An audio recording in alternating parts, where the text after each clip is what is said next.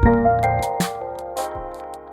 Wimbledon finals start this weekend. The FDA approved an over-the-counter birth control pill, and in Hollywood, a double strike is underway. The entire business model has been changed by streaming, digital, AI. I'm Jeff Pierre, and this is The 7 from The Washington Post. It's Friday, July 14th. Let's get you caught up with today's 7 stories. Number 1.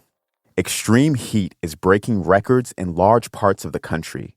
The South and the Southwest have experienced weeks of consecutive 100-plus degree days. In Phoenix, temperatures haven't dropped below the 90s this month, even at night. The punishing temperatures are expected to continue into next week. This heat can be especially dangerous for workers. Only 6 states have regulations mandating access to water, rest, and shade. In the rest of the country, most workers lack these protections.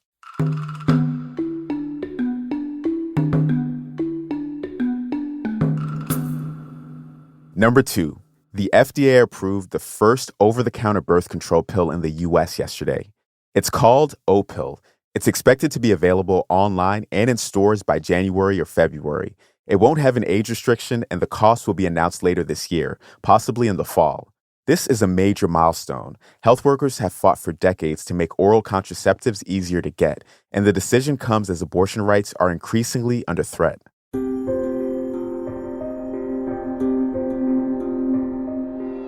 Number 3.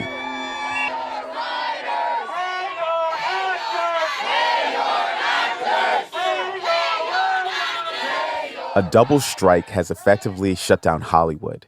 Nearly all TV and film actors have now joined Hollywood's writers in a strike.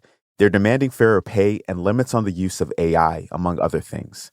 Fran Drescher, the former Nanny star and union president of SAG-AFTRA, spoke passionately at a press conference yesterday. The entire business model has been changed by streaming, digital, AI. This is a moment of history that is a moment of truth. If we don't stand tall right now, we are all going to be in trouble. We are all going to be in jeopardy of being replaced by machines. This is a historic moment. It's the first time that writers and actors have simultaneously withheld their work in 63 years. The joint strike will stop nearly all filming.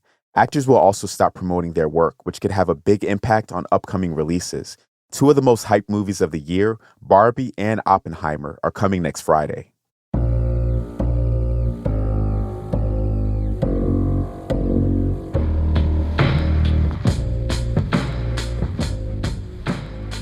Number 4. Aspartame, one of the world's most common sweeteners, may cause cancer.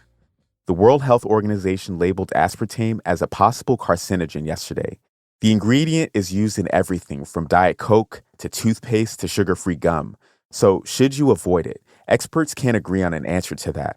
A lot of health agencies, including the FDA, have said it's safe, but most doctors say it's a good idea to reduce both sugar and sweetener intake.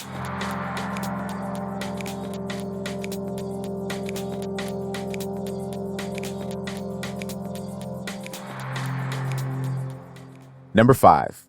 Americans really did drink more alcohol during the pandemic. New data tells us that alcohol intake appeared to surge by 6.6% in the U.S. between 2018 and 2021. It hit an annual average of roughly 597 drinks per person. That's the highest level of consumption since 1988. All of this extra drinking appeared to have a deadly impact. The number of deaths caused by alcohol also skyrocketed, rising by more than 45%. Alcohol-related deaths increase in all 50 states.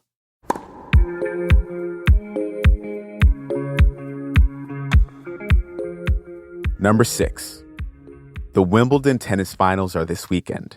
On the women's side, world number 6 Ons Jabeur faces Marketa Vondrousova tomorrow. It's Jabeur's second Wimbledon final, but Vondrousova is the first unseeded women's single finalist since Billie Jean King in 1963. The men's semifinals are today. Novak Djokovic will play Jannik Sinner, and Carlos Alcaraz faces Daniil Medvedev. The winners will meet in Sunday's final. Djokovic has won the past 4 Wimbledon titles. You can watch all the action on ESPN and ABC.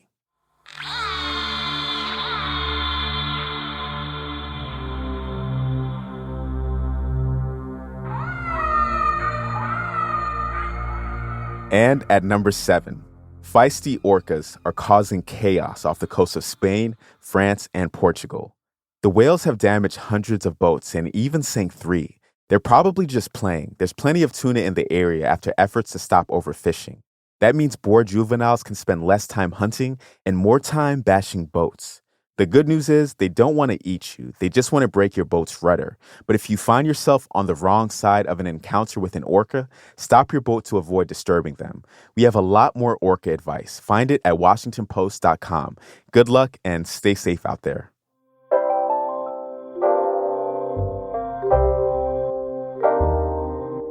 That is the show for this week. The assistant producer of The 7 is Taylor White. The staff writers are Jamie Ross and Hannah Jewell. John Taylor is our editor. Additional editing by Christina Quinn. Copy editing by Melissa No and Thomas Haliba. Mixing and sound design is by Jim Briggs and Justin Garish. Our theme music is by Edith Mudge. Renita Jablonski is our director of audio.